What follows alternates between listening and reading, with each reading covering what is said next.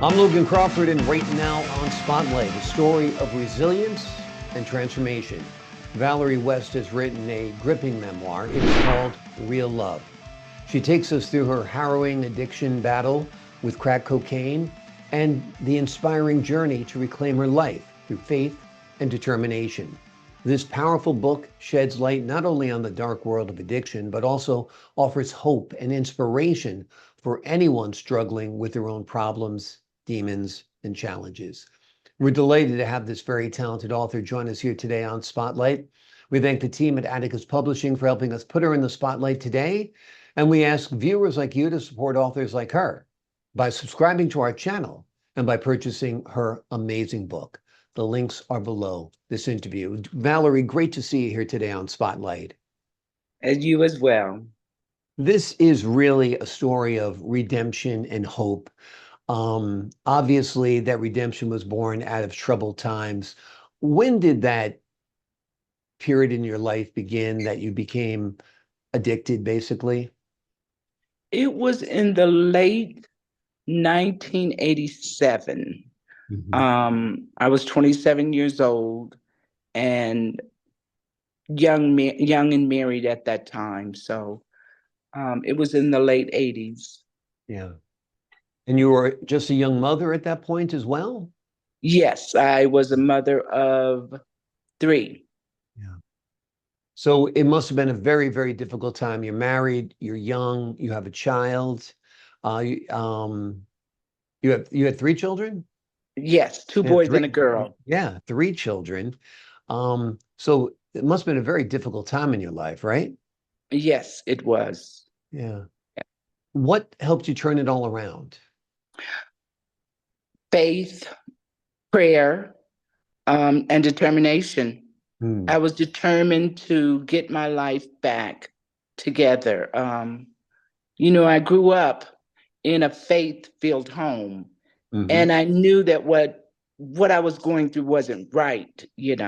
So it was a determination. Yeah. Tell us about your upbringing. You said there was a lot of good, strong faith in your family. Yes, my mother would have Bible studies in the home when we were young, and we used to go to church. And even the man that I married was the child of a pastor. Mm. Yeah. So So, what do you think led to your addiction? Was there something missing in your life? Was it an unhappiness? Was it just the thrill of getting high? Tell us about that. what was missing and what I learned through it all was I had a need to be needed. Hmm. Sometimes as women, maybe even men, we feel that we need to be needed. I came from a family of seven, five brothers and another sister. So I feel that maybe, I wasn't getting love and, you know, maybe that led to following what my husband, you know, wanted to do. Exactly. Exactly. Now, the name of the book is Real Love. Tell us why you named it that.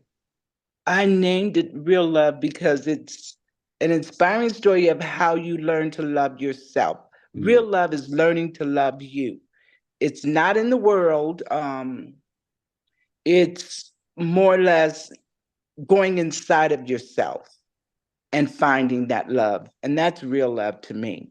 Yeah, absolutely. Was anybody there to help you during this hard time? I had my family. My sister just couldn't understand why, Mm. I let something overtake me.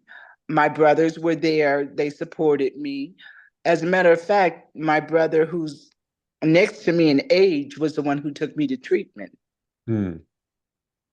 So that was very, very helpful to have the support of your siblings, no doubt. Yes, And definitely. what did treatment consist of? I went to a center called Centacor. Mhm. I don't know if it's still in business, but it was an in-house treatment. Um, I went and turned myself in. Mhm. At one point, I thought I wanted to leave, Yeah. but I knew that this was something I needed to do. And I talked with one of the counselors, and she told me about blind faith. And Yeah. that's when you don't see anything, but you just believe that that faith is going to get you through. And I stayed there until my mother's birthday, July 27th. I went in April and stayed till July 27th, and I've been clean since July of 1988. Amazing. Amazing. So basically, blind faith is having such strong faith in God and Jesus that you just know you will be able to do whatever you are determined to do. Yes, Yeah. yes, you have to believe that, what you're going through is not of, you know, Yeah. God and Jesus.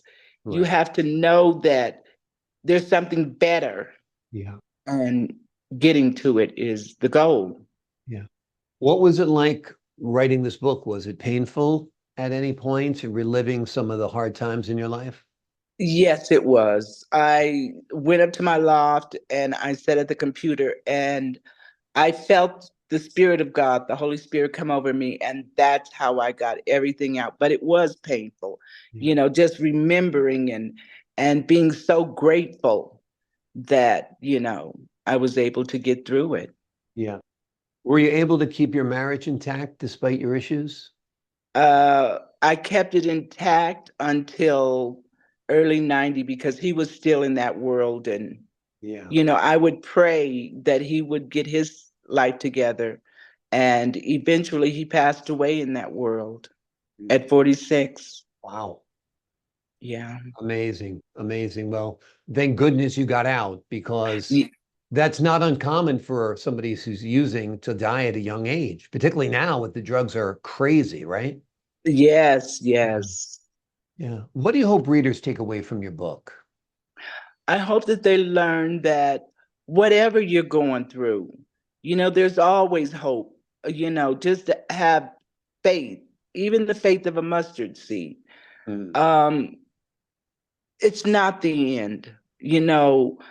Some people, I know that when I was going through it, sometimes I'd feel like I just want to die. I don't want to live like this.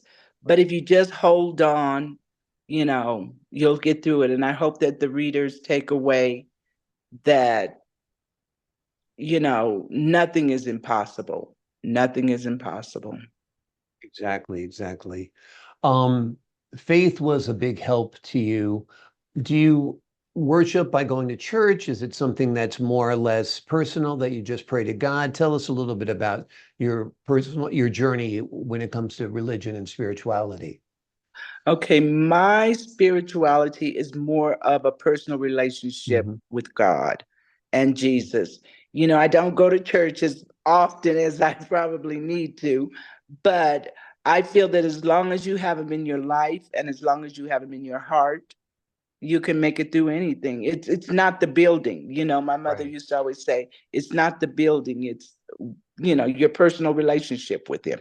Absolutely. Was there a pivotal moment in your life when you were using crack cocaine where you said to yourself, I've got to turn this all around. I've got to stop. I know your brother brought you to the facility to help you get clean, but was there a decision that you made at one point or an experience you had that you said, no, no, this is not for me? Yes, that's what, prompted me to go to my brother. Um, there were many times, I said, this is not right. I need to stop this. But I think it was the time when my children, by the grace of God, my children were taken by my mother and my sister. They didn't have to go into foster care or any, taken away. My mother and my sister took over my kids. And I think that that's what got me to stop. And, I had worked for the government. I started with the government when I was 17. So, even my boss was willing to get me help Yeah. on the military installation that I worked for. But It was just a tired of being tired Yeah. that When the you felt straw like that you were broke. no longer able to watch your kids yourself or care for your children yourself, you're like, enough is enough. Yeah. Exactly. Amazing. Exactly.